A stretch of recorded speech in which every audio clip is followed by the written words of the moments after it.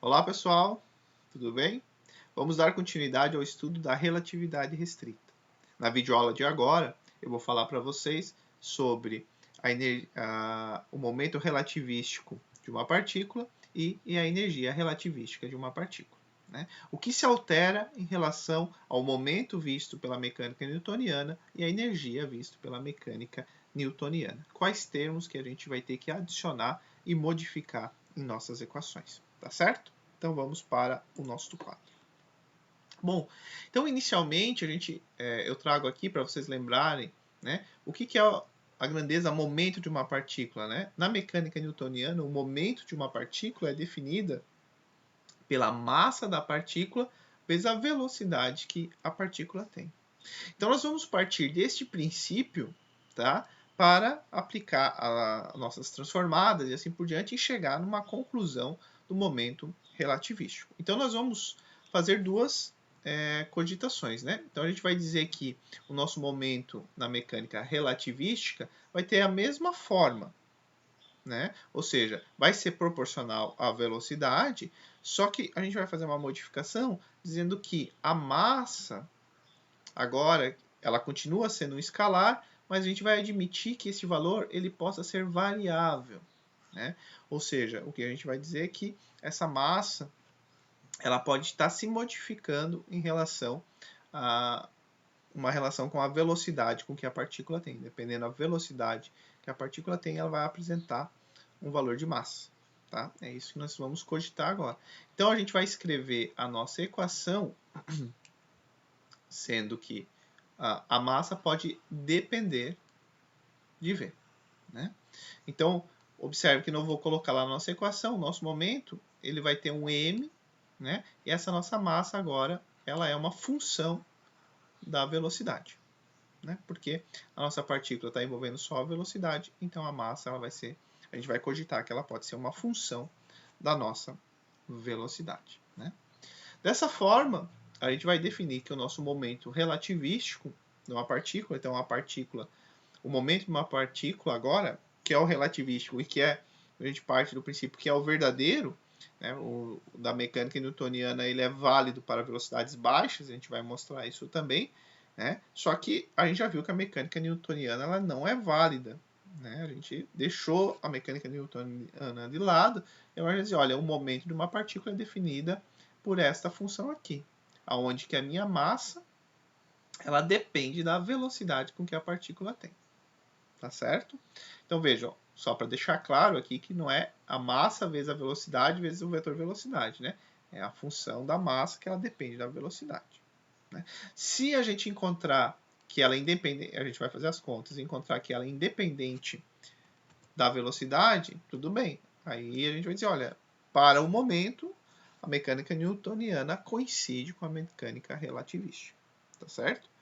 Então, essa é a ideia. Então, para a gente buscar resolver isso, a gente tem que começar com uma ideia simples. Uma ideia bem controlada. Então, qual que é a ideia bem controlada? Eu tenho duas partículas idênticas se movendo num referencial S'. Tá? E, estrategicamente, eu boto a minha origem. Deixa eu pegar uma outra cor. Eu boto a minha origem bem no centro de massa do conjunto do sistema. Né? Então, observe que se as partículas elas são idênticas, estão indo de encontro com a mesma velocidade, o centro de massa permanece neste ponto. Após a colisão, elas continuam, só que agora indo se afastando com a mesma velocidade, o centro de massa continua nesse ponto. Então, a gente coloca o nosso A' bem no centro de massa, porque daí o que nós vamos ter? O nosso centro de massa ele se encontra em repouso.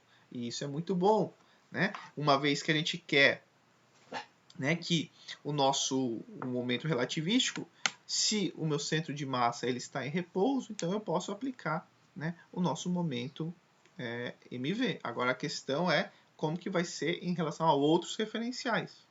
Né? Então é como se a gente conseguisse, olha só, esse esquema de colocar o nosso A' no nosso centro de massa do sistema, é como se a gente conseguisse, entre aspas, viajar junto com uma partícula, né? Porque você está em repouso em relação à partícula. A gente colocou o ponto, um sistema de referência aqui, nós temos o nosso ponto zero, né? Velocidade igual a zero, o centro de massa não vai sair do lugar, certo? Bom, lógico, né, que a gente montou que as partículas se movem de maneira que o momento total do sistema é igual a zero. Né? Então, pela conservação do momento, né, a conservação do momento, se antes da colisão o momento é igual a zero, depois da colisão o momento também vai ser igual a zero. Né? E a gente escolhe, então, a gente tem duas partículas idênticas, né? A massa dela vezes a velocidade dela aqui nessa direção, né? Vai ser igual a massa dela vezes a velocidade da outra, né? Contrário, então, o momento antes e depois vai ser igual a zero e o centro de massa do teu sistema não vai sair do lugar. Isso é fundamental porque a gente quer. Né? Então, o que a gente vai fazer? A gente vai escolher que a linha de impacto, né? Então, a gente vai considerar que quando essas duas partículas colidirem, né, a linha de impacto ela vai estar paralela ao eixo y'. Lembrem, quando vocês estudaram colisões, né, quem é a linha de impacto? Né? A linha de impacto é quando duas partículas elas colidem, né? E aí a força que essa que age nessa é normal, né? Se considerar duas superfícies bem lisas, as forças são normais. Então, no impacto, você só vai ter impulso, essa partícula vai sofrer o impulso dessa e essa vai sofrer o impulso dessa, só vai ter impulso na direção da linha de impacto. Né? Ou seja, as velocidades que estão, as componentes que não estão na direção da linha de impacto não vão se modificar, porque você não vai ter impulso em relação àqueles outros eixos. Essa partícula só vai sofrer um impulso nessa direção aqui. Então, a velocidade, a componente da velocidade que ela tinha perpendicular a essa direção não vai se modificar. Por que não vai se modificar? Porque não vai sofrer nenhum impulso. Tá certo? Então, estrategicamente, a gente coloca a linha de impacto paralela ao eixo Y. Isso significa que a componente, a velocidade y da minha partícula A vai se modificar, porque vai ter um impulso que ela vai sofrer devido ao contato com a partícula B. Mas a componente x da minha velocidade A não vai se modificar. Por quê? Porque não vai sofrer nenhum impulso na direção de y, porque a gente colocou a linha de impacto paralela ao eixo y. Né? A gente estrategicamente colocou. Né? Bom, lembrando que a velocidade linha que elas vão ter, né? A gente está fazendo só em duas dimensões para facilitar o nosso trabalho, vai ser v'x quadrado mais v'y quadrado raiz, né? A componente vx e vy, certo? Bom, então como a gente colocou a linha de impacto paralela ao eixo y, né, as componentes da velocidade na direção y, elas vão inverter os seus sentidos. E as componentes da velocidade na direção x' não vão se alterar. Né? Então observe que este nosso vetor aqui, o antes, ó, ele tem uma componente v'x aqui e uma componente v'y aqui. Observe, quando eles colidirem, ó, ela vai continuar aqui com v'x e aqui agora, ó, opa, né? E aqui a componente vai ter v'y, né? Você troca como elas são idênticas, então o v'inha continua igual, né? O módulo dele. Então você troca só a direção desse aqui vai trocar e a direção do laranja ali, da partícula B, também vai trocar só na direção Y.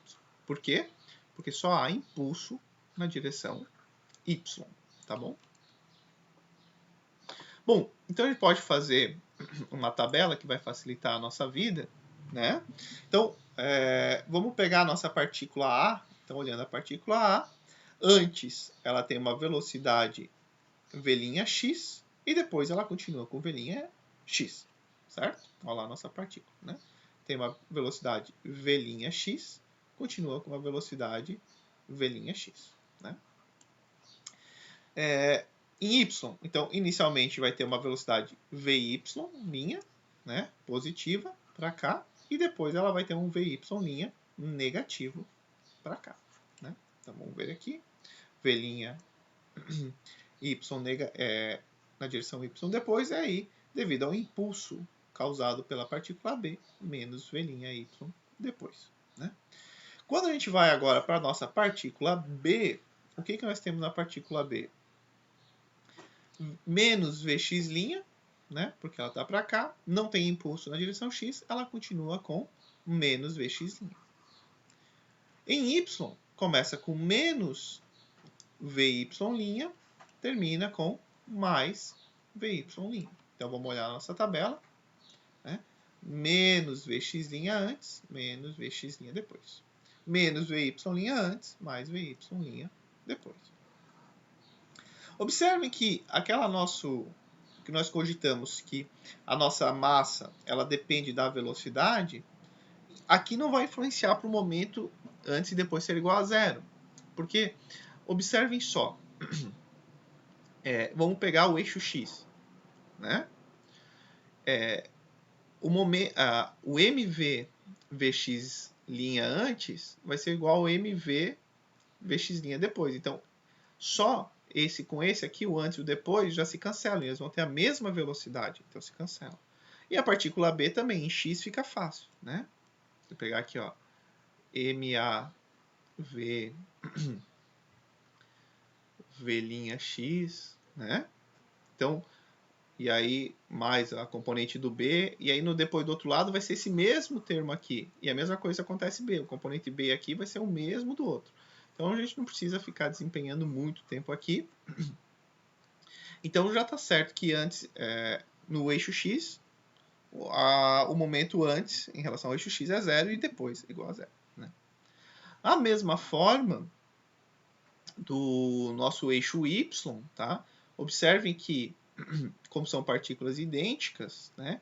Ele vai ter antes, vai ter o MA função de VY e o MB função de menos, só que observem que é a mesma velocidade para esse e para esse. Né? Então é a mesma velocidade, só troca o sinal.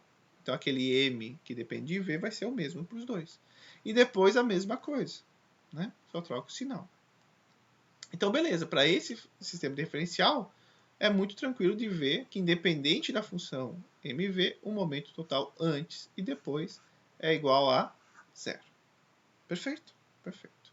Só que, vejam, para isso valer, para a gente poder usar essa relação e dizer que independe do mv, ou seja, eu estou dizendo que tanto faz o mv, sempre vai se conservar, eu tenho que estar no centro de massa aqui da colisão, né? E aí eu não vejo o centro de massa se modificando. Só que, lembrem, a lei da conservação, né? Então a gente vê que a lei da conservação ela é válida para o referencial S'.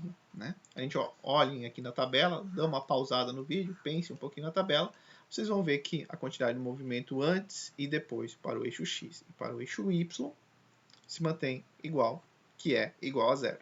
Né? Então, beleza. Então a gente vê que a lei da conservação do momento é satisfeita no referencial S'. Né? E o que o princípio da relatividade no primeiro postulado diz? Que a física ela é independente de referencial. Então, as leis da física que valem no referencial S têm que valer no referencial S' e vice-versa. Certo? Então, o que a gente vai fazer? Bom, então, né, pelo princípio da relatividade, se a lei da conservação do momento é satisfeita no referencial S', a lei da conservação do momento ela deve ser satisfeita para qualquer outro referencial. Né? Então, vamos levar essa nossa tabela para um novo referencial. Um referencial S. Né? Um referencial S, onde que o S' está se movendo com uma velocidade V, né? Um V maiúsculo em relação ao nosso referencial S. Então, o que nós vamos pegar? Vamos pegar um referencial S, ao qual S' se desloca na direção X com velocidade V maiúsculo. E aí a gente pode usar a lei relativística da composição de velocidades, que a gente já viu, onde a gente aplicava as transformadas de Lorentz e assim por diante, para conseguir escrever quem é o nosso Vx no nosso referencial S, né, em relação a Vx' e assim, escrever Vx' em relação a Vx e assim por diante, né? Então, para obter as componentes da velocidade em relação ao referencial S, a gente pode usar a lei relativística, né? Eu trouxe aqui para caso vocês não lembrassem, né? Só que eu só troquei porque lá quando a gente deduziu, acho que a gente deduziu os dois jeitos, mas se eu não falhar a memória, a gente tinha lá o x' aqui, e aí era o x menos v e tal, mas eu já escrevi de maneira que eu quero o nosso Vx escrito em relação a Vx' e o nosso Vy escrito Vy', né? Para isso a gente tinha que usar lá a transformada de Lorentz inversa, né? A gente fazia assim, basicamente era o quê? Ao invés de você estar no o referencial S' está se locomovendo com velocidade V, é o referencial S que está se locomovendo em relação velocidade menos V. Né? Lembrando só que o beta é dado por V sobre C, né? Então a gente tem agora o nosso Vx, certo? E o nosso Vy escritos em função de Vx' e Vy', certo? Então, no nosso referencial S agora, né, a partícula 1, ela tem a velocidade Vx, nosso referencial S, né? Depois da colisão, ela continua com a partícula Vx, certo? Então tá aqui, ó, o Vx escrito em função do referencial linha, né? A partícula A em relação ao referencial y, antes da colisão, ela tem velocidade Vy, certo? Logo após a colisão, ela vai ter a velocidade menos Vy, né? Tá aqui a equação. A partícula B, antes da colisão, ela tem a velocidade menos Vx, né? Então tá aqui escrito em função do nosso referencial linha. A partícula após a colisão, ela continua com o mesmo valor. Da mesma forma, a partícula B antes da colisão tem velocidade menos Vy, né? Menos Vy, que está aqui escrito já para a nossa transformada. E após a colisão, o mais Vy, que está aqui. Perfeito? Então, agora o que a gente está fazendo, olha, se a quantidade de movimento, o momento, né? É que eu estou falando, às vezes eu tenho que dar uma bugada, porque na engenharia, esse conteúdo, a gente fala de quantidade de movimento linear e angular, e não momento, né? Então, às vezes eu vou falar quantidade de movimento, mas eu quero dizer momento, né? Então, se a conservação do momento vale no referencial S', que a gente tinha visto, tem que valer também agora no referencial S. Né? Só que nós temos que fazer a transformação para nossas velocidades. Né? Uma vez agora que o teu Vx pode ser escrito em função de Vx' e o teu Vy em função do Y', né? Que era aquele referencial que a gente tinha visto anteriormente.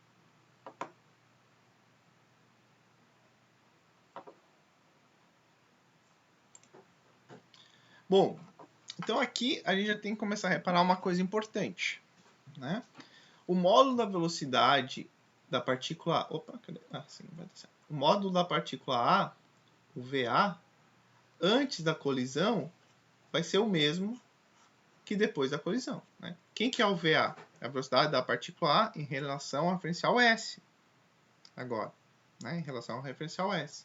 Vai ser Vx, Vy. Né? Para quem está em S, vai ser Vx, Vy ao quadrado. Né? Então, isso aqui é a velocidade A. Então, aqui está o nosso Vx ao quadrado, né? E o nosso Vy ao quadrado, ambos escritos em relação ao referencial linha. Tá? Beleza? São iguais. Né? Agora vamos comparar com o depois.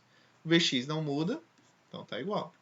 E o Vy muda, mas só muda esse sinal de menos aqui. Porque quando a gente eleva ao quadrado, são iguais. Então, a velocidade, o módulo da velocidade da partícula A antes e o módulo da velocidade da partícula A depois são iguais. Perfeito? Dá para ver aqui que são iguais. Agora, vamos ver para a partícula B. Né? O módulo da velocidade da partícula B antes e depois é o mesmo. Vamos dar uma olhada aqui. Né? Antes, menos v quadrado mais v. Né? Esse termo aqui a gente sabe que depois não muda. Em y, só troca esse sinal aqui. Ó, observe que esse termo todo, com exceção do sinal, é o mesmo, só que vai ser elevado ao quadrado. Então, observe que a velocidade, o módulo da velocidade da partícula B antes e depois é o mesmo. Porém, reparem que... Ué, achei que eu tinha colocado aqui. Né? Eu falo depois. Bom, eu vou dar um spoiler mesmo que eu fale depois. Não, Bom, tá, mas então eu vou falar aqui. Só que reparem que, apesar das partículas serem idênticas, agora no nosso referencial S, o VB, se vocês olharem, eu até vou copiar aqui. Eu achei que estava aqui escrito, mas como vocês podem ver, não está, né? O que eu queria falar para vocês. Puxa, só para modificar aqui. Né? O que eu queria mostrar para vocês. Só que agora, olha só. VA e VB não são iguais. Né? Porque quando a gente elevar ao quadrado, aqui tem esse mais, aqui tem esse menos. Né? Aqui ó, fica Vx mais V, aqui é V menos Vx. Então isso tudo ao quadrado vai ser diferente. Então, o que eu queria mostrar para vocês... É mais fácil agora deletar. Que...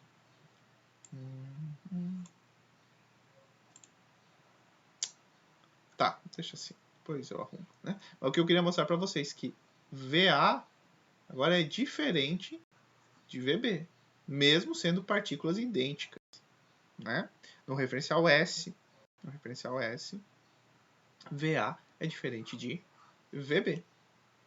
Né? Porque tem que ver o movimento em relação ao nosso X agora, né?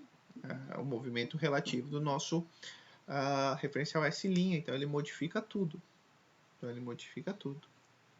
Tá? Então, VB e VA não são iguais. Certo? Bom, vamos aplicar a equação da conservação do momento no referencial S. Né? A equação do referencial S. No referencial S, o que nós vamos ter? M em função de VA, vetor, né? Mais M em função de VB, vetor. E isso vai ser igual a esse mesmo conjunto depois. Bom, em relação à direção X, a gente nem precisa fazer, porque A e B não mudam. Né? Então, o A que eu tinha antes é o mesmo A que eu tinha depois. E o B que eu tinha antes é o mesmo B que eu tinha depois. Então, não vão se modificar. Né? A quantidade de movimento em relação ao eixo X continua o mesmo, sem problema. Né? Porque é só você pensar. O que você tinha desse lado A é o que você vai ter desse lado A também. O que você tinha desse lado B é o que você vai ter desse lado B também. Então, independente da função M da massa em relação a VA e a massa em relação ao VB, se mantém tudo igual. O que nós temos que fazer agora é para o eixo Y. Né? Então, vamos fazer em relação ao eixo Y. Agora a gente vai ter um pouquinho de bastante conta, tá? Mas aí tá o nosso MVA, a velocidade A em relação a Y, a velocidade B em relação a Y e a mesma coisa aqui. Né? Então a gente viu lá da nossa tabela, tá? Eu estou colocando aqui os valores que a gente tem lá da nossa tabela. Né?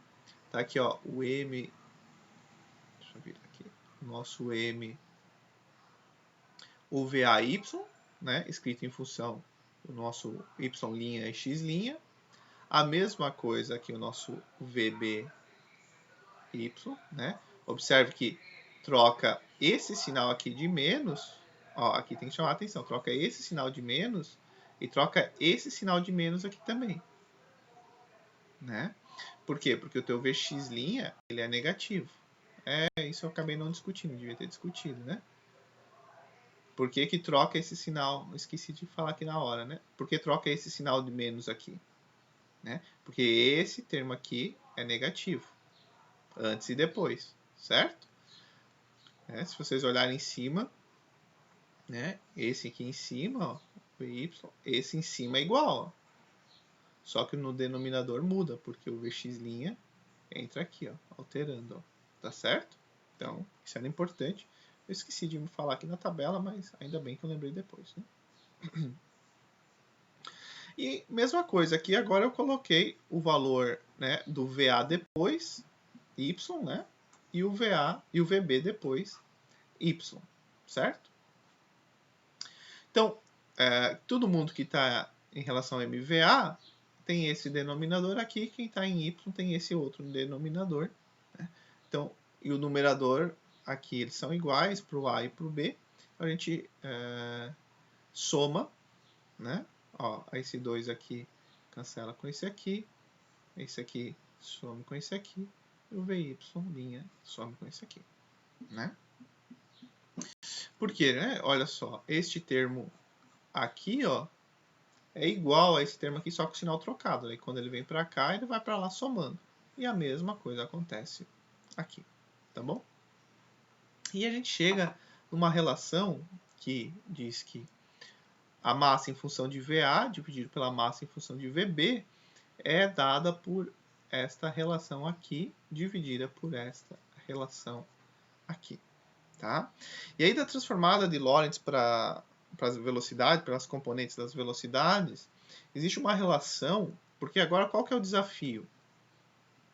O desafio é eu conseguir relacionar o Vx' com o VA e com o VB, né? Para eu eliminar esse Vx' aqui, ó, e aqui, em relação a VA e VB.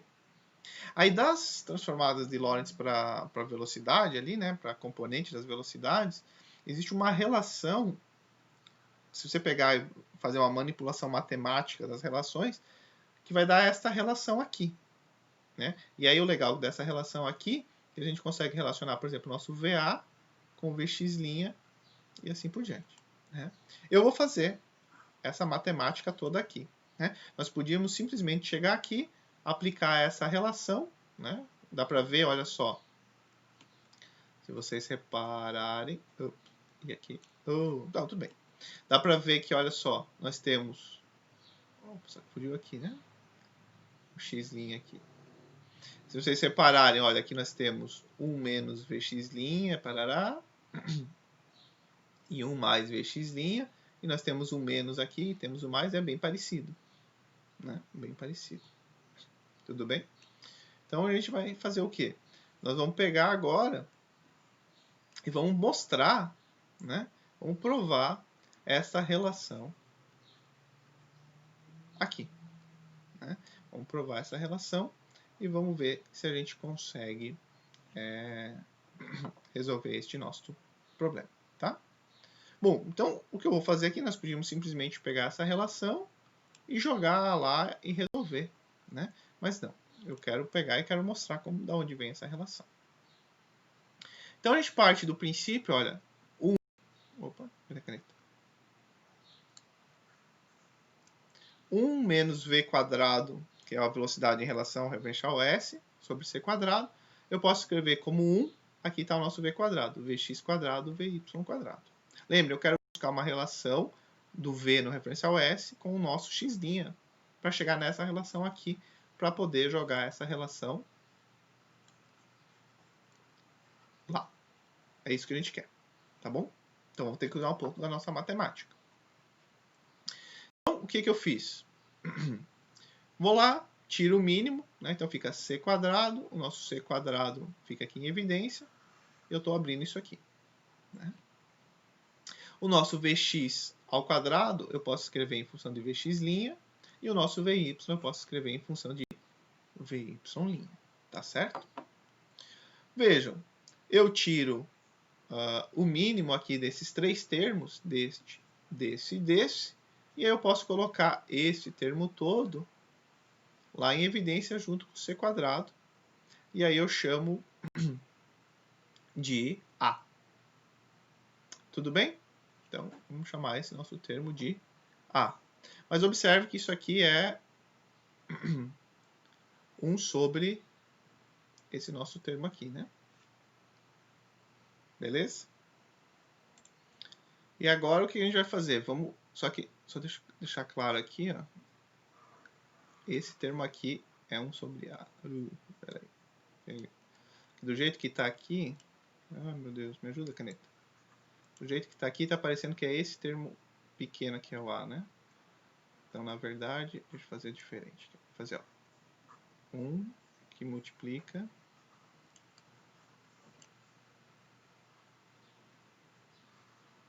Tá?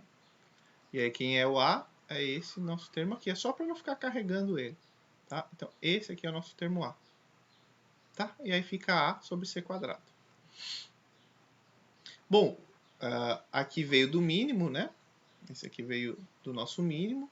Então, esses dois são iguais, então só fica 1 mais esse termo multiplicando o nosso C quadrado. Bom, com bastante calma, a gente abre este nosso quadrado aqui, que vai dar todo esse termo aqui, né? Abrimos este quadrado aqui, que vai dar este termo todo aqui.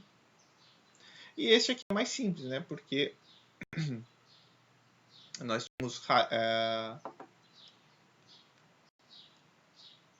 nosso quadrado aqui já tira essa raiz do beta, né? Então ele não fica ao quadrado porque este termo aqui era uma raiz, daí quando ele foi elevado ao quadrado já ficou. Então basta multiplicar esse aqui por aqui e vezes esse daqui, né? Tem o sinal de menos aqui, então aqui fica menos e aqui fica mais, tá bom? Bom, nessa nova linha, para tentar ficar um pouco mais claro, eu mudei as cores de alguns para vocês entenderem. Então vejam, aqui eu tenho 2x'V com menos 2x'V. Então esse aqui cancela com esse aqui. Ao mesmo tempo, aí eu tenho o c quadrado, aí não tenho mais ninguém para se conversar, né? Então, reescrever uma linha só sem esses dois termos ali que eu já cancelei. Observe que aqui, ó, tem um beta quadrado e um beta quadrado. Deixei em destaque, botei o beta quadrado, ó, x' ao quadrado mais y' ao quadrado. Quem é esse termo aqui? É o próprio v' ao quadrado, né? E aqui fica c quadrado menos v quadrado menos v. Observe que agora eu vou multiplicar todo mundo aqui por 1 sobre c quadrado. Então, este primeiro termo fica 1, esse aqui fica v' ao quadrado sobre 2, e este aqui fica menos... porque aqui, olha só, eu tinha juntado... eu esqueci de falar para vocês, esse termo aqui com esse termo aqui, ó, aqui já dá um v' quadrado aqui, ó. Né? Que é esse v' quadrado aqui. E aí, menos v quadrado. E aí, aqui fica v' ao quadrado sobre c, né? Sobre c quadrado, né? Sobre c quadrado. Né? Porque veio c quadrado multiplicando sobre c quadrado. Faltou um quadrado meu ali. Bom, então, observem que o que nós temos aqui, ó, eu até posso apagar, ó, isso aqui é o nosso beta, né? Então, beta quadrado, então fica, ó, 1 menos beta quadrado, coloquei aqui, ó, juntei este com esse, né? Menos v' c quadrado em evidência, também fica 1 menos beta ao quadrado. Que eu boto agora o 1 menos beta ao quadrado em evidência, então vai ficar 1 menos v' c quadrado. Agora eu resgato o meu A, né? Lembra, o meu A era esse termo aqui, lá de cima. Eu resgato o meu A. E observem que se eu tirar... Aí, aqui nós chegamos na propriedade que a gente queria mostrar, né? O que eu faço?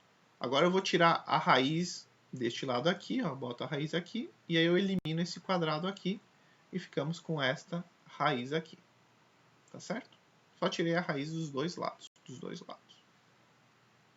E aí nós ficamos com um termo, ó, 1 mais vx' v c quadrado vai ser igual a raiz desse termo aqui, ó. Esse aqui passou para lá, né? Aqui faltou uma raiz aqui, ó, né? Vamos ver certinho, né? 1 mais vx' v c quadrado, tá aqui, vai ser raiz disso tudo aqui, certo? Dividido pela raiz desse termo aqui. Lembrem que para a partícula para a partícula A, né, o Vx' era Vx. Então, olhem só.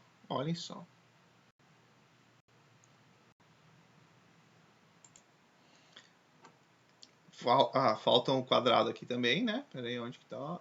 Falta esse quadrado aqui, para eu esqueci para todo mundo. Vocês vão entender porque depois se cancela, mas tem que ter o quadrado aqui, né?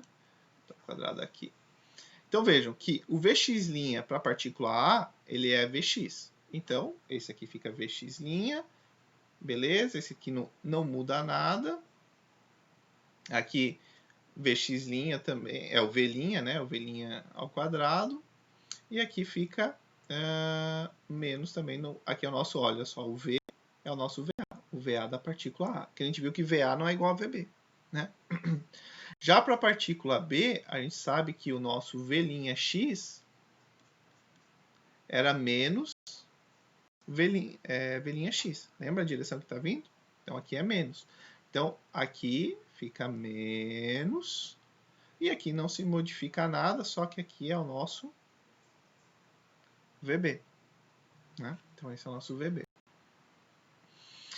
Voltamos à nossa equação que nós chegamos lá, que eu disse, olha, agora temos que usar essa propriedade aqui.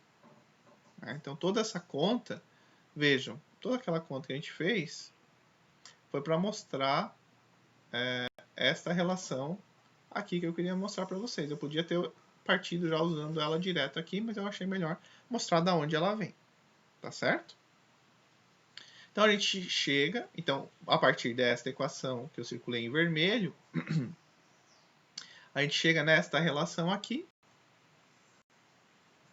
que ela é geral, né?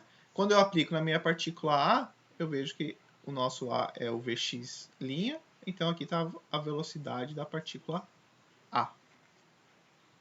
E o nosso, para o B, é menos Vx', então o menos adicionado aqui vai dar a nossa partícula B.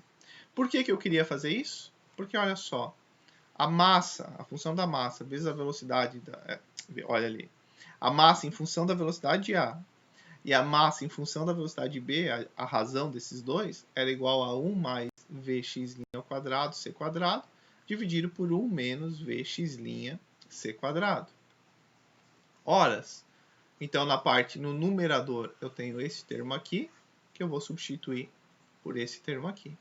No denominador, eu tenho este valor aqui, que eu vou substituir por esse valor aqui. Olha, aqui falta essa raiz também, né? Mas observe que este termo aqui vai se cancelar com esse daqui. Certo? Então, aqui está a substituição. Óbvio, eu esqueci tudo, né? Eu fiz aqui e fui esquecendo a raiz. Né? Agora já está tudo certo. Né? Mas veja que esses termos são iguais. Então, este cancela com esse. E aí, óbvio que aqui fica 1 sobre raiz de 1 menos VA ao quadrado sobre C ao quadrado, né, que era esse nosso termo aqui, dividido por 1 sobre 1 menos VB ao quadrado C quadrado. Né?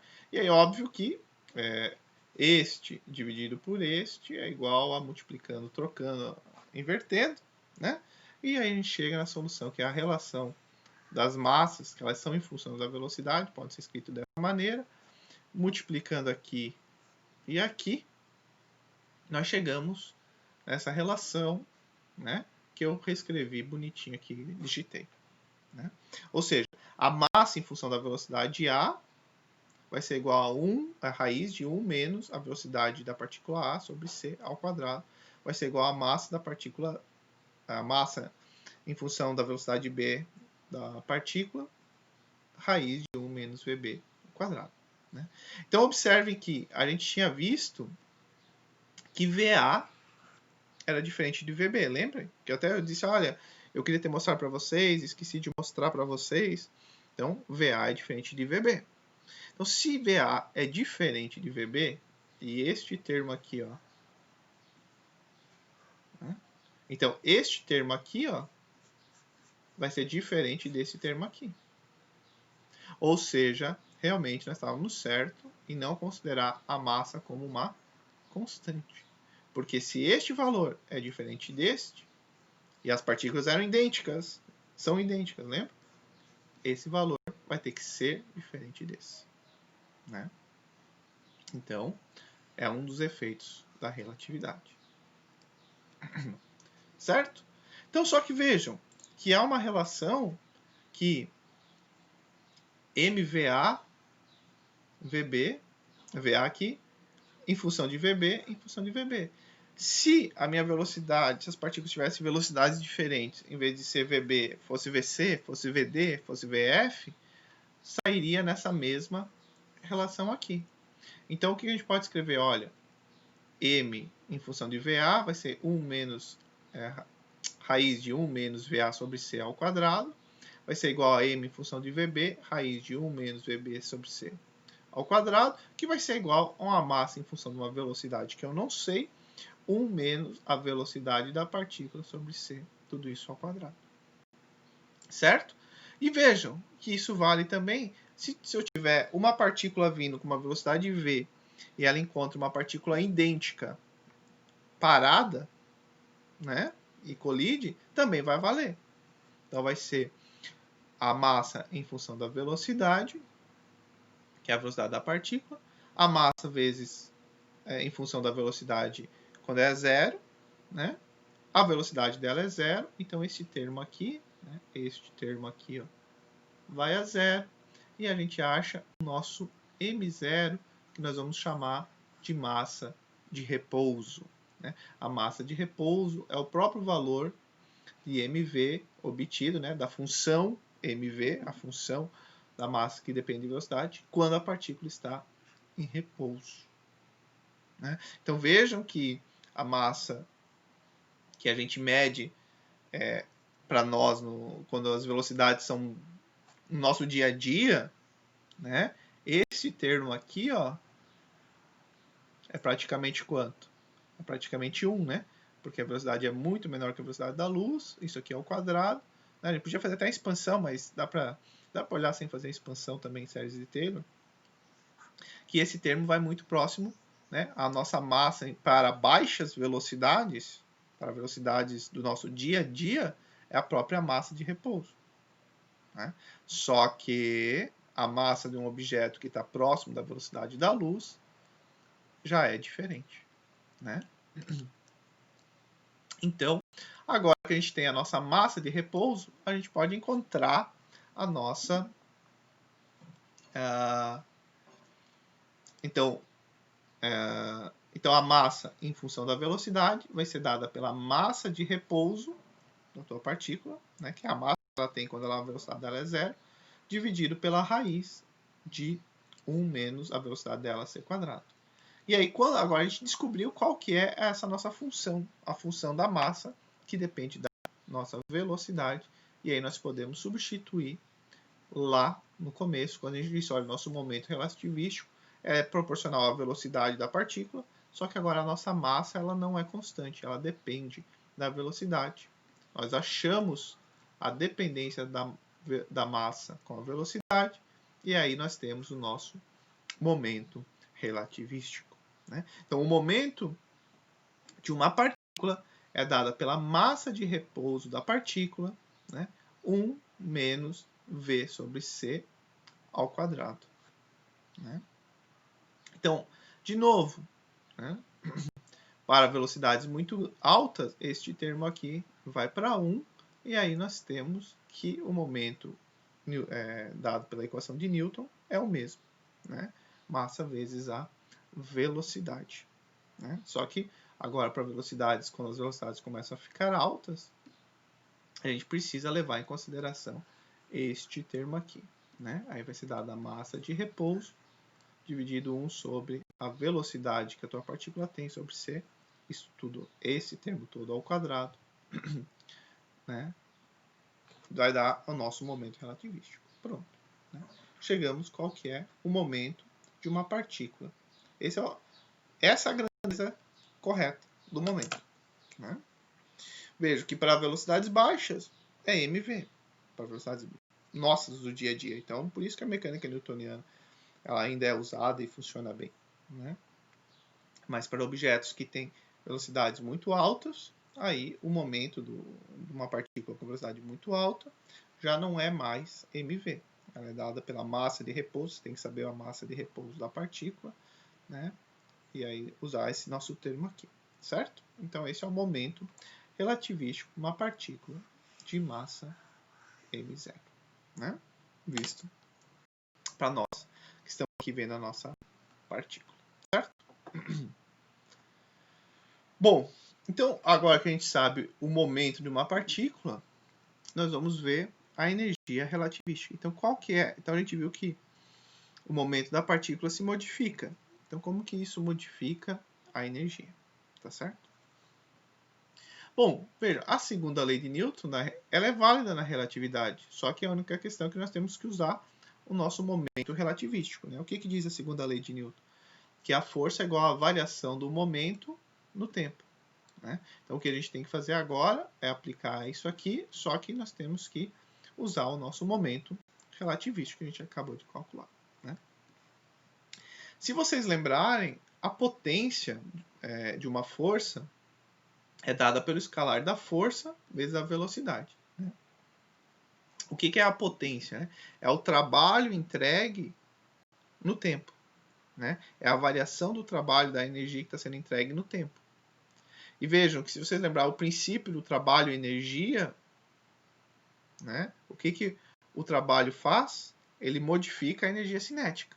Não é isso? O princípio do trabalho e energia. Eu tenho energia cinética, mas todo o trabalho de todas as forças, conservativas, não conservativas, vai me dar uma nova energia cinética. Isso é um teorema muito poderoso. É o princípio do trabalho e energia. Né? Eu tenho uma energia cinética, há um trabalho acontecendo no meu sistema, eu tenho uma nova energia cinética. Né? Se a potência é a variação do trabalho no tempo, a potência também é definida como a variação da energia cinética no tempo. Né? Então, nós vamos pegar a nossa potência aqui, que é dada por força vezes V, né? A força G na velocidade da partícula, e vamos, né? Potência também é definida como a variação da energia cinética no tempo. Então, nós vamos aplicar aqui. Então, a variação da energia cinética no tempo vai ser dada por V dp dt. Né? Só que vejam, dp, o momento relativístico a gente já acabou de encontrar. É dado por este valor aqui. Então, tá bom. Vamos aplicar o que nós temos. Tá? Então, a variação da energia cinética no tempo vai ser a velocidade que multiplica, né, este termo aqui, a derivada desse termo no tempo. Botei em evidência o m0, porque é a massa de repouso, né? E deixamos o nosso V aqui. E em azul eu tenho a derivada do primeiro termo, né? Vejam, vamos fazer com vocês. Então isso aqui é na menos 1 meio, cai o menos 1 meio aqui, né? Da derivada. Aí é a derivada do termo aqui de dentro, que daí vai ser menos 2VC.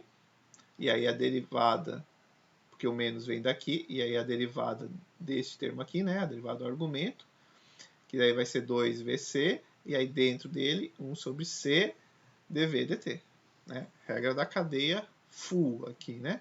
E aí este menos com esse menos aqui fica mais. Ou seja, eu posso tirar aqui, posso tirar aqui. A derivada do segundo é mais fácil, né? Mantenho esse termo aqui, dv dt. Perfeito? Então, está resolvido ali. Deixa eu ver o que eu modifiquei. Bom, aqui eu só modifiquei que eu coloquei este v aqui, né? E o c quadrado. Só juntei todo mundo, não fiz nada demais. Ah, já cancelei esse 2 aqui com esse 2 aqui. O menos eu já mostrei. E aqui eu não modifiquei. Então, agora eu vou entrar com o nosso produto escalar aqui, com o nosso v entrando, né? V com V dá o próprio V quadrado, que agora eu troquei os momentos aqui, ó. O amarelo com o azul tá aqui, ó. Né? Então, ó, 1 menos V C quadrado, 3 meios. Aí aqui, ó, V com V, V quadrado, né, na mesma direção, mais um V, V ao cubo. Então tá aqui o primeiro termo. E o segundo termo está aqui na frente, então vai ficar M0, o V, dV dt, e o nosso termo meio, certo? Só estou aqui trabalhando, fazendo as derivadas e assim por diante. Bom, eu tenho dV nesse termo, eu tenho dV desse termo, a variação da energia cinética no tempo, eu vou colocar em evidência todo mundo que eu tenho em comum, então M0 eu tenho nos dois, o V perdido eu tenho nos dois, é só botar isso aqui V quadrado, que fica um V perdido, né? V vezes V quadrado, dV dt, dV dt, né? Este termo ficou sem ninguém em cima, né? Saiu todo mundo, porque era V e M0. E esse nosso outro termo ficou aquele V quadrado e o C quadrado aqui. Tudo bem? Multiplicando esse termo todo aqui. Observe que agora eu vou tirar o mínimo. Né? O mínimo vai ser 1 menos VC quadrado, 3 meios. Certo? Este valor dividido por este, sobra só o termo de dentro. Né? 3 meio menos 1 meio, fica 2 meios, que é 1. Então sobra só esse valor de dentro aqui, que está aqui em cima. Né? Divido este por esse e multiplico aqui. Né? Mínimo. É só tirar o mínimo. Só com números um pouco mais, né? Com mais cuidado. Então fica 1 menos VC quadrado e mais o nosso VC quadrado. E eu já botei o mínimo aqui fora. Ó. Opa, este vai com esse. Né? E nós temos esta equação aqui. Né? V0, V menos 1 sobre V quadrado, 3 meios, dV dt. Opa, olha só. V dV dt é escrito como 1 meio de V quadrado dt. Não é? Porque quando eu derivo isso aqui, ó, cai o 2, né? Fica 2V, né? De V2 menos 1, 2V dV dt, que é aqui. Certo? Beleza? Então eu posso escrever esse termo aqui, né? Como sendo escrito dessa forma aqui, ó. Perfeito? Que é este termo aqui, ó. Beleza? Então é o que eu fiz, né? Escrevi aqui, coloquei lá 1 meio, né? É o que está aqui. Agora observem que eu posso, olha, eu tenho V sobre C, um V quadrado sobre C quadrado, eu vou botar um C quadrado aqui dentro. Ó. Então como que eu boto o C quadrado é uma constante, então eu botei aqui um C quadrado aqui, né? Então multiplico por 1 aqui, ó. Multiplico por C quadrado sobre C quadrado. E aí um C quadrado vem para cá e o outro C quadrado fica aqui. Tudo bem? Por que eu estou manipulando isso?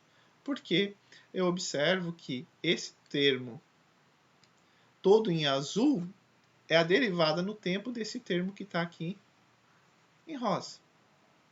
Vamos ver? Ó, vou fazer essa derivada aqui com vocês. Né? Quem é constante? M0C quadrado. Né? Agora vem a derivada aqui. Menos 1 meio. Certo? Esse aqui, ele já vai ficar, né? 1 menos VC ao quadrado. Então, menos 1 meio. Menos 1 meio. Tá, deixa eu fazer aqui em cima para para não ter. Então vai ficar aquele termo ali, 1 menos v quadrado c. Não, peraí, vamos fazer direito. Vai ficar muito amontoado. Vou fazer direito mais ou menos, né? Aqui, ó. Né? A derivada m0 c quadrado, né? Aí cai lá o menos 1 meio do nosso termo que está entre parênteses aqui, ó, que eu vou colocar aqui, né? Que é menos 1 meio menos 1, que é 2 meios, que fica menos 3 meios, certo? Vezes a derivada de quem aqui está dentro, que vai ser menos 2vc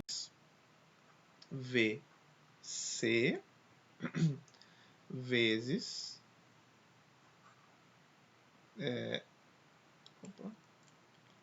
vezes 1 sobre c dv dt. Tudo bem? Ah, pois é, mas eu já estava no v quadrado lá, né? Ah, então eu já... Daí eu voltei o termo lá de cima, né? Não, peraí, então simplifica aqui, né? Então, agora, desculpem, porque daí eu estou voltando lá em cima, né? Mas eu já até estou aqui. Então, veja, de novo, ó, fica m0 menos 1 meio, aí fica menos, aí eu não preciso fazer essa derivada aqui, né? Que já está pronto. De vc quadrado, né? Que é esse termo aqui, certo? Aí eu não preciso fazer essa derivada, já está pronto, ó. Esse menos cancela com esse menos aqui, né? E o nosso 1 meio está aqui, está todo mundo aí. Né? O 3 meios menos 3 meios, que é esse daqui. Então está todo mundo. Então eu escrevo esse azul aqui em forma de rosa. Aí a gente tem o quê? A variação da nossa energia cinética vai ser, no tempo, vai ser a variação desse termo aqui no tempo. Quem é esse termo aqui? Se a variação da energia cinética no tempo vai ser igual à variação de quem? No tempo da nossa energia. Achamos a nossa energia relativística. Né? Então, a nossa energia relativística é só o que está escrito aqui em rosa. Está aqui, ó, em amarelo. Né? Então, a energia relativística de uma partícula é dada por m0, c quadrado, né? A massa de repouso vezes a velocidade da luz ao quadrado, sobre raiz de 1 menos vc quadrado. Então, repare que eu não estou falando que a energia cinética é igual à energia da partícula. Eu estou dizendo que a variação da energia cinética é igual à variação da energia da partícula. Certo? Quando a gente integra, eu sei que vai ser a energia cinética, vai ser a energia da partícula, mais uma constante. Né? Porque essa integral aqui vai dar uma constante, essa aqui vai dar uma constante, e aí essa constante aqui é a constante resultante, entre aspas. Né? Então, a gente tem que descobrir quem é essa constante. Então, por definição, quando a gente tem energia cinética igual a zero? Por definição, quando a velocidade é igual a zero. Né? Então, quando a velocidade é igual a zero, vamos jogar o v igual a zero lá. O que nós temos? A energia cinética é igual a zero quando a velocidade é igual a zero. E a nossa energia, olha, quando v é igual a zero, esse termo aqui fica 1. Então, fica o m0c quadrado. Né? Então, o nosso A, né, olha aqui, a energia fica esse valor, o nosso A vale menos m0c quadrado, e aí a nossa energia cinética é escrita por desta forma aqui, ó. Né, achamos a nossa constante A, é m0c quadrado. Eu posso botar em evidência o m0c quadrado, temos esse termo aqui, aí menos 1, né, e aqui está a energia cinética de uma partícula próxima da velocidade da luz. Né? Ou com uma velocidade elevada, muito alta. Né? Bom, mas será que essa energia é a mesma, né, que uma energia cinética de uma partícula com uma velocidade não muito alta? Olhando aqui não está tão óbvio como nas outras, né? Mas sim, quer ver? Quando a velocidade não é muito alta, nós temos que V sobre C é muito menor do que 1. E aí a gente pode fazer a expansão de Taylor Essa equação aqui, ó, ela pode ser escrita como 1 mais 1 meio de v quadrado c quadrado, e mais os termos na quarta, etc. E aí, substituindo este valor aqui, ó, por esse termo aqui, ó, nós vamos ter 1 mais 1 meio de v quadrado c quadrado, menos 1, que está aqui o menos desse aqui, né? E aí, olha, este aqui vai com esse menos, este c quadrado daí vai cancelar, e nós temos a energia cinética de uma partícula que nós aprendemos na mecânica newtoniana, né? Então, vocês não vão se recusar a usar energia cinética igual a 1 sobre 1 meio de mv quadrado, v centro de massa ao quadrado, ou v da partícula, se você tiver com velocidades baixas. Você diz, não, porque isso aqui está errado. Não, para velocidades baixas está certo, é válido, né? Então, só que agora, quando começa a ter velocidades altas, a gente tem que usar a energia cinética relativística, tá certo? Então, resumindo, né, a energia de uma partícula, a energia relativística de uma partícula é dada pela m0c² mais a energia cinética. Essa energia aqui é chamada energia de repouso, né?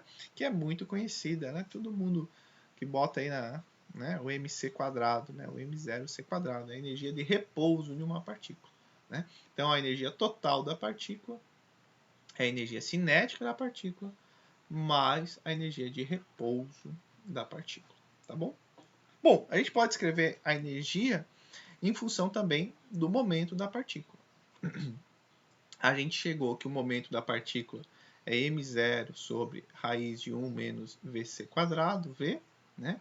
Então, se eu elevar ao quadrado, vai ficar m, né, que elevar ao quadrado é fazer isso aqui, né? Então, vai ficar m0 v², né? E esse termo de baixo ao quadrado, tá certo? Beleza? Tira a raiz lá, a raiz some. Se eu dividir os dois lados por c, estrategicamente, né, por c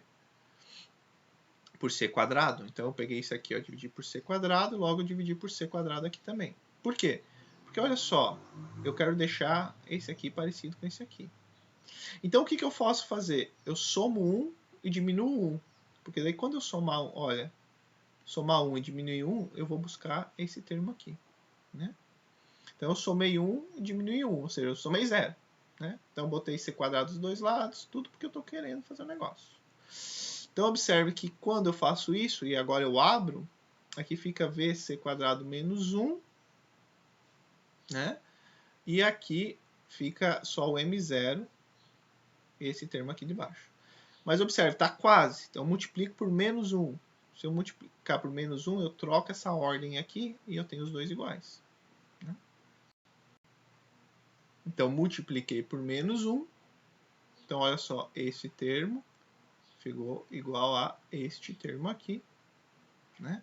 E aí, o nosso momento ao quadrado pode ser escrito como m0 ao quadrado mais m0 1 menos v sobre c ao quadrado. Certo? Né? Então, até vou tirar aqui. Ó. Esse aqui eu já posso tirar tudo, certo? Então, nosso momento ao quadrado ficou igual a menos m0 ao quadrado mais esse termo aqui. Mas observe que esse termo aqui, ó, se nós pegarmos a nossa energia, a gente viu que a energia era definida por essa equação aqui. Né? E aí, o que eu passo? Eu passo o c² aqui para esse lado aqui, ó, porque daí eu tenho bem parecido com esse termo. Só falta eu elevar ao quadrado. Quando eu elevo ao quadrado, e sobre c², nós temos este termo aqui. Ó. Olha só que beleza. E aí a gente consegue, né, escrever de maneira que... vou deixar igual como estava ali, só para vocês não confundirem. Né? Esse aqui ao quadrado. Opa, isso. Né? Então vejam que o nosso momento ao quadrado por c² é igual a energia dividido por c², tudo isso ao quadrado, m0 ao quadrado. E agora sim, agora eu elevo ao quadrado, aí volto como estava descrito antes, aqui na quarta, e multiplico todo mundo por c na quarta. Quando eu multiplico todo mundo c na quarta, aqui vai ficar c na quarta por c quadrado, p quadrado. E aqui nós ficamos c na quarta. Reescrevendo, né, a energia ao quadrado pode ser escrito o momento vezes a velocidade da luz ao quadrado, mais m0c quadrado, que é a energia de repouso, ao quadrado. E essa equação aqui é muito útil, que ela relaciona a energia com o momento da partícula. É muito útil, em especial para partículas sem massa. E qual é a partícula sem massa mais famosa de todos? É o nosso fóton, né? Então, o nosso fóton ele não tem massa de repouso e a gente consegue a relação da energia dele com o momento. Bom, vocês não devem ter estudado a estrutura da matéria ainda, mas o momento do fóton é dado pela constante de Planck dividido pelo comprimento de onda do fóton. Então, você conhece facilmente a energia de um fóton, sabendo o comprimento de onda dele. Né? Legal, certo? Bom, a gente teve bastante conta, né? Bastante conta. Olhem com calma, eu sei que é bastante números, eu sei que não é nada óbvio. Então, e eu sei também que vocês só ficar olhando eu fazendo é cansativo e ao mesmo tempo a gente não sabe se está aprendendo. Então, o que eu sugiro para vocês? Tá? Abram as contas, sabe? Não copiem as contas. Tentam pegar os passos que vocês têm aqui na videoaula, pause e tentem abrir, tentem entender as contas que eu estou fazendo. Vejam, eu opto por abrir tudo, por exemplo, nessa aula aqui, porque é óbvio que olhando assim vocês às vezes tem a sensação que aprende ou às vezes tem a sensação de desespero. Das duas uma, geralmente, né? Ah, pô, legal, entendi tudo. Ou então, meu Deus, quanta coisa. Não, calma, calma. O que é importante saber é que as resoluções e as deduções estão ali. Então vocês podem pegar, tentar fazer e usar a aula para dizer, opa, e aqui nesse passo que eu emperrei, o que o Everton fez? Né? Então por isso que eu resolvi. Por mais que seja, eu sei que é cansativo ver abrir bastante conta, ainda mais por vídeo, mas eu acho importante vocês terem esse acesso, tá bom? Para a gente encerrar a aula, vamos fazer um exercício, né? Então vamos lá.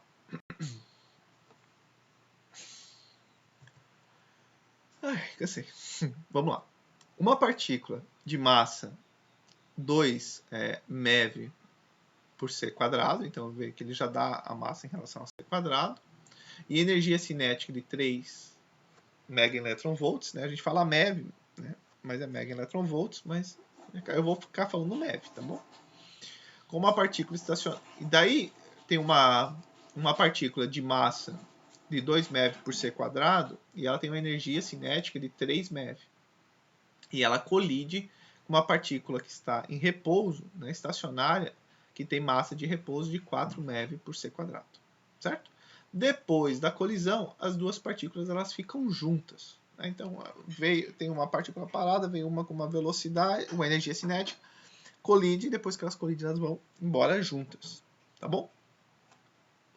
Calcule o momento inicial do sistema, calcule a velocidade final do sistema das partículas, a massa final do sistema, a energia cinética final.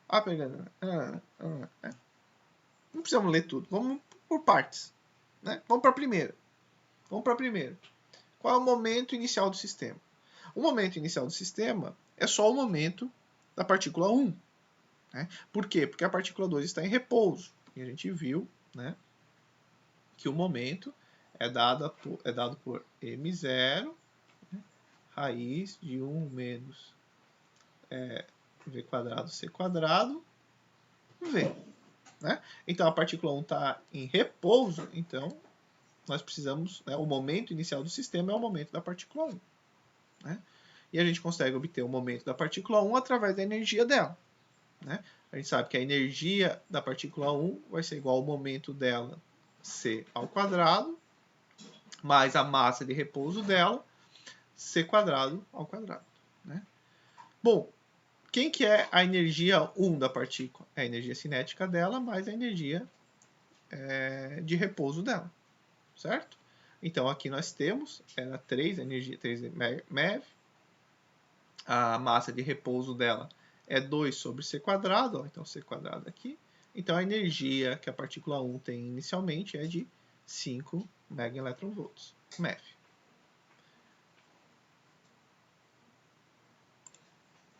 Dessa forma, né, Agora ele pode voltar à nossa primeira equaçãozinha ali. Opa. Então 5, que é a energia ao quadrado, o momento que a partícula 1 tem ao quadrado, dividido pela massa de repouso, a energia de repouso aqui ao quadrado. Fazendo essa nossa conta, a gente vê que o momento inicial do sistema, que é o momento da partícula 1, é 4,58 MeV sobre C. Né? Porque o que eu fiz aqui é 21, raiz, divide por C.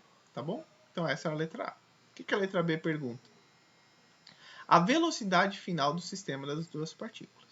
Bom, para a velocidade final, a gente tem que descobrir qual que é a energia final, a energia total do nosso sistema, a energia final do nosso sistema. Né? Então a gente sabe que, porque a energia que nós vimos aqui é a energia só da partícula 1. A energia inicial do sistema, como há conservação de energia, não há mudança de energia, a energia inicial, vou só pausar um pouco. Pronto, o barulhinho parou, né? Então, a energia inicial total vai ser igual à energia final, e aí agora a energia toda do sistema. Né?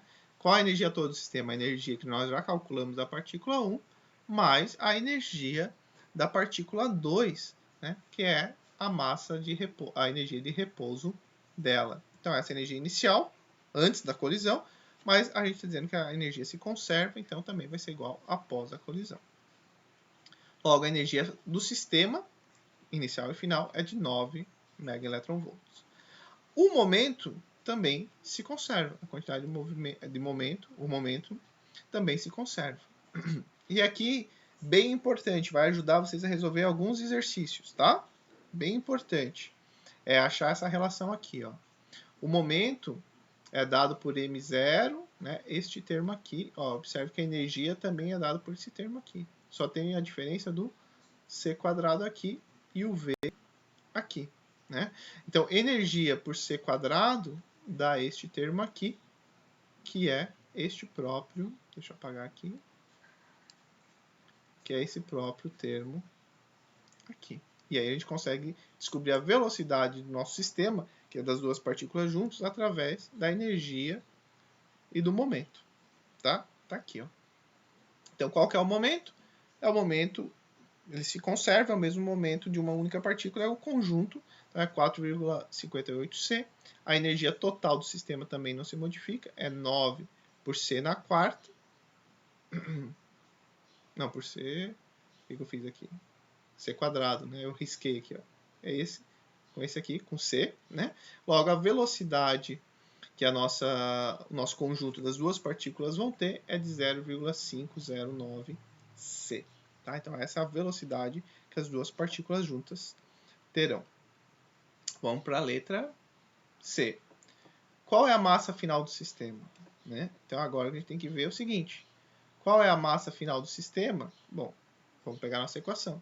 A energia final ao quadrado é igual ao momento final vezes C ao quadrado. A massa final, a massa a energia de repouso com as duas partículas juntas, né? A massa final do nosso sistema, a massa de repouso final. E observe que 9 ao quadrado, 4.000, todos os dados que nós tivemos, este valor aqui ao quadrado, né? Então, quando eu tiro a raiz, eu chego que a massa de repouso do conjunto é de 7,75 MeV por C quadrado. Então, observe, olha só que interessante aqui. Qual era a massa de repouso de uma só? 2 MeV por C quadrado. Qual era a massa de repouso da outra partícula só? 4 MeV por C quadrado. Quando elas estão junto, a massa de repouso dela é maior do que a massa de repouso delas separadas. Uma resposta nada óbvia. Nada óbvio. Né? Interessantíssimo isso. Na letra D, pergunta qual que é a energia cinética do sistema. A energia cinética final. Né? A energia cinética final, ó, nós precisamos dessa massa de repouso aqui para resolver. E vai ser dada por essa nossa equação. Então, substituindo a velocidade por C, esse valor aqui, ao quadrado, é a massa de repouso, a gente encontra que a energia cinética final é de 1,25 MeV. Né? e a perda de energia cinética do sistema, né? Então, qual era a energia cinética inicial do nosso sistema? Era de 3. Né? Então, a perda é a energia cinética que você tinha no final, menos a energia cinética que você tinha inicialmente, que era de 3 MeV. Então, você vê que há uma perda de energia cinética de a colisão. Né? A colisão vem uma partícula com uma energia cinética de 3, teu sistema tem 3 MeV de energia cinética, colide e elas vão embora com aquela velocidade de 0,509 C, e esse sistema tem uma energia cinética de 1,25 MeV. Então, houve uma perda de energia cinética de 1,74 MeV. Certo? Então, foi a perda de energia cinética. F. Vamos lá, devagar. Mostra que a perda, que a perda de energia cinética é igual ao ganho da energia de repouso. Então, olha só que interessante. Ó, isso aqui dá uma resposta muito legal, interessantíssimo. Né? Se nós olharmos a energia de repouso inicial, antes delas estarem juntas e colidirem, vai ser 4 mais 2, 6 MeV. A gente calculou que a energia de repouso final é de 7,75 MeV. Olhem só, o ganho de energia de repouso é exatamente o que se perdeu de energia cinética. Massa, né? Massa. Né? Então, o que nós estamos vendo aqui? Que lá, quando a gente estudou em Física 1, colisões inelásticas, ou seja, quando uma massa vem, colide na outra e elas vão embora junto, a gente estudava que, nesse caso, havia conservação do momento, mas não havia conservação da energia do sistema. E agora a gente vê que, olhando relativisticamente, né, colisões inelásticas são elásticas, né? Colisões inelásticas, ou seja, que não se conserva energia na mecânica clássica, são elásticas na relatividade. O que acontece? A energia cinética perdida em colisões inelásticas aparece com o aumento da massa de repouso das duas partículas juntas. Né? Muito legal. Isso não é nada óbvio. E vejam, não é nada óbvio, mas só por isso que a gente tem usina nuclear gerando energia. O que a usina nuclear faz? Ela faz a fissão de núcleos. E aí, se você é como se, por exemplo, você pega um objeto, você quebra esse objeto. Mas você quebra esse objeto. Qual é a vantagem disso para a tua usina? É que quando você quebra esse objeto, você torna esse objeto em vários outros objetos. E aí a gente vê que a massa de repouso desse objeto com todo mundo junto é maior que a massa de repouso somado cada pedacinho que se dividiu do objeto. Então, houve energia indo para algum lugar. E essa energia vai aquecer, por exemplo, líquidos que vão gerar vapores, que vão rodar turbinas e vão gerar eletricidade. Né? Então, olha só. Quando um núcleo de urânio sofre fissão nuclear em um reator, a soma das massas de repouso dos fragmentos resultantes da reação é menor que a soma das massas de repouso dos núcleos antes da fissão. Né? Então, se eu pegar o núcleo de urânio se dividiu em 100 pedaços, se eu pegar a soma 100 pedaços iguais de mesma massa de repouso, fizer 100 vezes essa massa de repouso, vai dar menor que a massa de repouso do urânio todo mundo junto. Massa, né? Então, a quantidade de energia liberada é igual à diminuição de massa. Né? Então, se você quer saber quanta energia foi liberada nessa fissão, você pega a diferença de massa de repouso que você tinha quando estava todos os pedaços juntos, menos a energia em todos os pedaços separados, né? O que esse é resultante ali, vezes C quadrado é a energia liberada numa fissão nuclear. E é muita energia. É muita energia. Né? Vezes C quadrado. E aí, essa energia da fissão vai gerar calor, por exemplo, e vai aquecer líquidos, vai gerar vapores, e que isso vai gerar uma turbina. Né? Então, você usa a usina nuclear para você esquentar água, como uma termoelétrica, só que você está usando fissão nuclear, devido à massa de repouso de um objeto junto, né? Tem uma massa de repouso maior que um objeto quando ele foi dividido em pedaços. Muito interessante. Certo? Bom, pessoal, assim a gente termina esta aula sobre momento relativístico e energia relativística. É uma aula que teve bastante conta, mas eu achei importante mostrar essas deduções, mostrar como a gente consegue chegar no momento relativístico e na energia relativística, tá? Dá uma revisada nas contas. Lembre que só olhar as contas não faz vocês realmente entender. Às vezes vão ter a falsa impressão que entenderam ou a falsa impressão que não entenderam nada, né? Então, tentem dar uma revisada nas contas, tá? Qualquer dúvida me procurem, tá bom? Então, nos vemos na próxima videoaula. Valeu, gente. Um abraço.